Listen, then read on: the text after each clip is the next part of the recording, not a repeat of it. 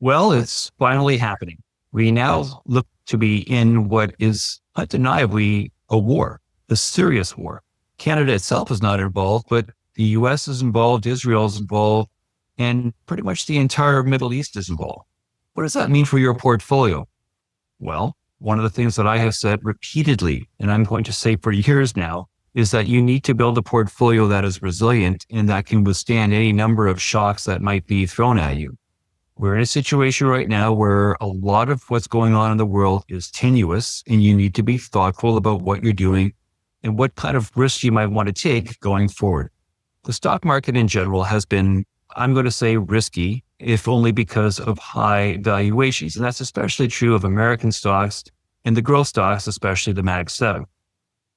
Markets can stay elevated for a long time. They have stayed elevated for a long time. And it is a risk that up until now has not really caused much trouble for investors because markets have continued to be benign. But going forward, we now have a situation where a lot of what seemed to be tolerable might be less tolerable. We now have a situation where oil prices, and by extension gas prices at the pumps, are at many, many year highs. And we may be in a situation very much similar to what we saw in 1974. When the OPEC oil embargo hit, oil prices nearly quadrupled very, very quickly and stayed high, causing a major recession and specifically triggering something called stagflation, which I have talked about before, I know. We're now looking like we're in a situation where stagflation may be coming at us quickly. So up until now, I've been talking about how stagflation might come along slowly, but the oil price shock as a result of the closing of the Strait of Hormuz has caused the world to think very differently about what inflation might mean going forward.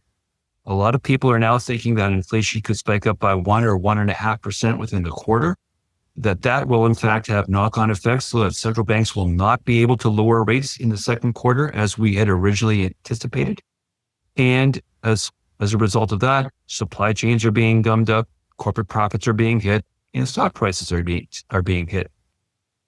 It may last a long time, and it may be over soon enough. If history is any guide, however, wars in the Middle East tend to always take longer than expected and tend to have outcomes that are unanticipated and unexpected. And they do things to the global economy that are very difficult to reliably prepare for. Therefore, when considering your portfolio and as you make better wealth decisions going forward, I implore you, think about all these things that are happening and whether or not you want to make any kind of an adjustment to your portfolio. You may not have to. I'm not suggesting you should do anything other than consider what is needed.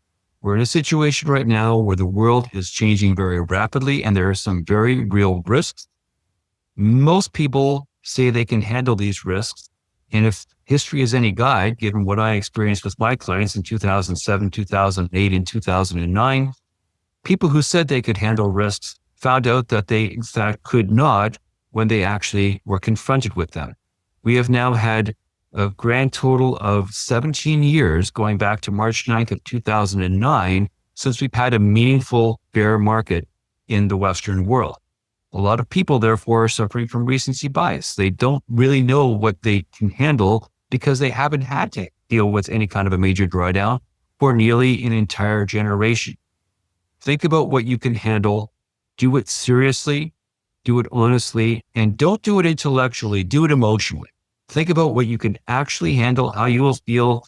Will it cause you to lose sleep? What will it do to your mortgage payments and your lifestyle? And make adjustments if you need to take risk off the table. Most people can handle it. Many people can't. I don't know which one you are, but I'm asking you to consider which one you are and to act accordingly if you need to worry about risk. This has been Weekly Wealth Update, a Make Better Wealth Decisions podcast dedicated to explaining how current events impact your portfolio and the wealth decisions you make. Tune in for commentary on how the news of the week affects your portfolio and your thinking.